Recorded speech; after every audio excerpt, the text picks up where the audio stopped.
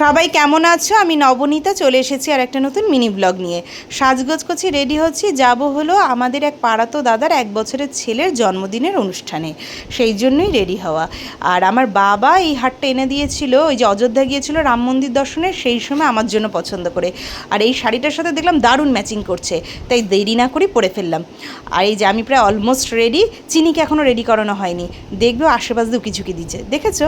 আর যেই রেডি করানো হয়ে গেছে অমনি বলছে, মা আমি একটু রাউন্ডে ঘুরছি, আমার একটা সুন্দর করে ভিডিও করে দাও তো। এই ধরনের আবদার এই ধরনের ফ্রক পরলেই করে।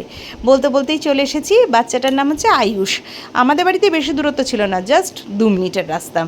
এই যে কেক কাটিং পর্ব চলছে, দেখেছো চিনি সবার আগে দাঁড়িয়ে পড়েছে। বাচ্চাটাও খুব দুষ্টু, দেখো এক্ষুনি কেক কাটতে কাটতে ঝাঁপ দেবে, সেই ভিডিওটা রয়েছে। এই যে দেখো, এই দেখো আজকালকার দিনের বাচ্চা না কেউ শান্ত না। তারপরে তো ফ্যামিলি ফটো তোলা ম্যান্ডেটরি লাগবেই। রাজ একদম ফটো তুলতে পছন্দ করে না, আমার আর মেয়ের আবদারেই। চলো, এগুলো তো সব স্মৃতি।